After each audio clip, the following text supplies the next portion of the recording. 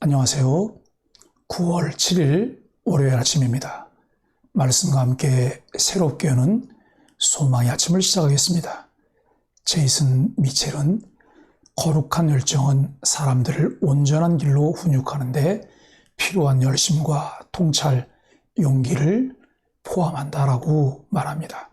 오늘 마가복음 11장 12절로 26절까지 말씀을 본문으로 말씀을 나누려고 합니다.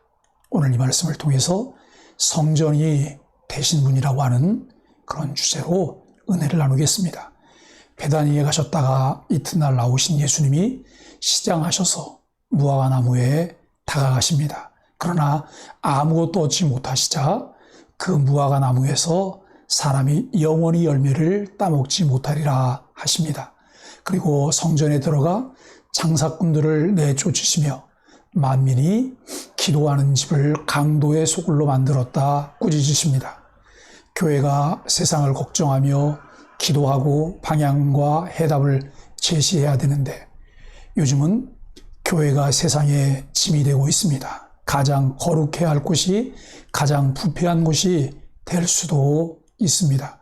외적인 것에 집중할수록 마음속 깊은 공허함이 찾아옵니다. 2015년 라이프웨이 리서치에서 65세 이전에 사임한 목회자들에 대한 설문조사 결과 탈진이 12%로 세 번째로 높았다고 합니다. 이는 목회자가 들판에서 양을 치는 목자라는 사실에 기반할 때 참으로 이상한 결과라고 생각이 됩니다. 생각해 보십시오. 푸른 하늘, 푸른 초장 위에 탈진이라니요. 6월절은 제사장들에게 가장 바쁜 기간입니다. 이스라엘 전역에서 순례객들이 250만이나 몰려옵니다. 잘 준비된 레스토랑의 요리사들처럼 모든 준비를 철저하게 맞춰놓고 대제사장의 지휘 아래 일사불란하게 손님을 맞이합니다.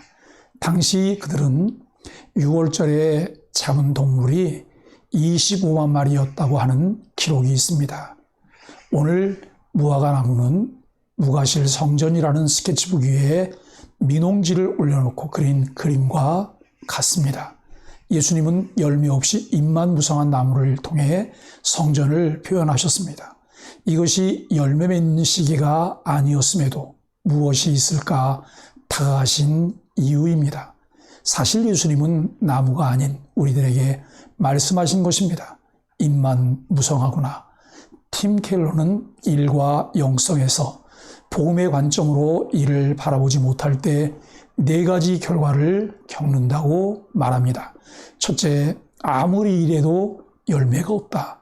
둘째, 일의 의미를 깨닫지 못한다. 셋째, 탐욕의 수단으로 변질된다. 넷째, 인생이 통째로 일에 빨려 들어가 망가진다. 청교도 신학자 조엘 비키는 이렇게 말합니다. 위선적인 종교는 그렇지 않은 척하지만 그리스도는 그것을 밝혀내신다. 그분은 우리들의 헌신과 수고의 노력이 당신을 향한 사랑과 무관하다는 점을 아십니다. 그러므로 주님이 주시는 기쁨과 안식도 거기에는 없습니다. 입만 무성할 뿐입니다. 예수님은 우리 안에 영적인 기쁨이 회복되길 원하십니다.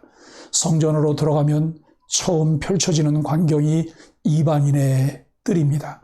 예루살렘 성전은 유대인의 세계관을 담은 소우주로 이방인과 이스라엘의 구역을 벽으로 나누고 거기서 다시 일반인과 제사장의 구역을 벽으로 나눕니다.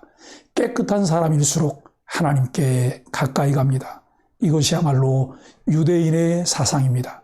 그러므로 당시 이스라엘 뜰 안에 있는 자들은 밖에 있는 자들을 불경시했고 밖에 있는 자들은 안에 있는 자들을 흠모했습니다. 예수님은 한마디 말씀으로 그들을 가르고 있던 벽을 허물어내셨습니다. 내 집은 만민이 기도하는 집이라고 하지 아니하였느냐. 브라이언 채플은 성전이 본래 존재하는 이유로 모든 민족을 하나님의 거룩함으로 이끌기 위함이라고 정의합니다. 예수님은 왜 성전 입구에서 장사치들을 몰아내셨을까요? 바로 이방인의 뜰을 기도의 집으로서 복원시키기 위함이었습니다. 그러나 역설적으로 종교 지도자들은 복원을 거부하고 정화시키는 분을 제거하려고 합니다. 그들은 왜 예수를 제거하려고 했을까요? 그것은 예수님의 가르침이 그들의 존재를 위협했기 때문입니다. 사제들과 서기관들은 상인들에게 성전 안에서 팔 권리를 거래했습니다. 예수님이 상인들을 몰아냈다는 것은 그분이 자기들의 권위에 정면으로 도전했다는 의미입니다. 그런 예수를 많은 사람들이 따랐습니다. 자칫 자신들의 힘과 권위가 깨질 상황에 놓였습니다. 누가는 이어서 날이 저물었고 예수님과 제자들이 성전 밖으로 나왔다고 말합니다. 다음 날 아침 상징적인 일이 일어났습니다. 어제 무화과 나무가 뿌리째 마른 것입니다. 카스는 이것을 가리켜 성전이 시들어버렸음을 의미한다고 말합니다. 유대인의 대제사장은 분주했고 많은 사람들을 맞이했지만 정작 육신으로 오신 하나님은 거부함으로써 어떤 영적인 기쁨도 얻지 못했습니다. 뿐만 아니라 예루살렘으로 모인 250만의 백성들도 그들의 뒤를 따랐습니다. 지도자가 얼마나 중요한가요? 소경이 소경을 인도하면 둘 다 구덩이에 빠질 수밖에 없습니다.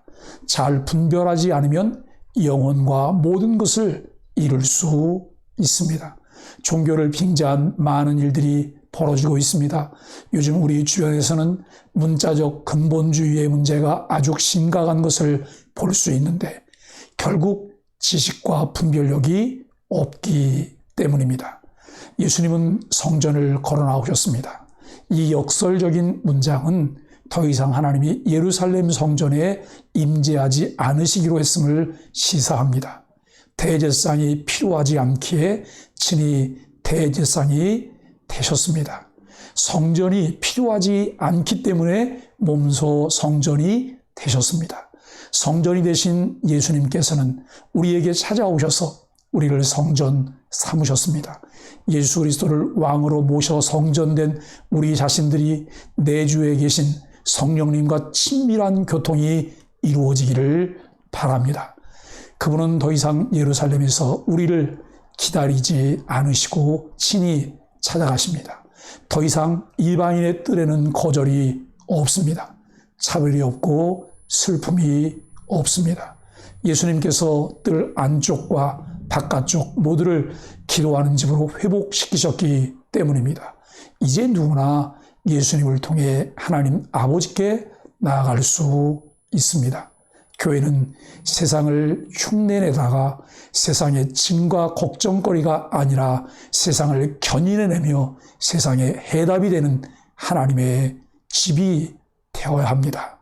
저와 여러분 모두가 그렇게 살기를 주님의 이름 간절히 축복합니다. 함께 기도하겠습니다. 첫째는 우리가 세상 것들을 사고 파는 일에만 혈안이 되어 있지 않은지 돌아봅니다. 둘째는 주님의 성전인 저 자신과 교회 공동체 안에서 부패한 것들을 제거하도록 거룩한 영으로 함께 하소서. 셋째는 겉으로 화려해 보이는 것을 늘리기보다 성령의 열매, 복음의 열매를 맺는데 힘쓰게 하소서. 함께 기도하겠습니다.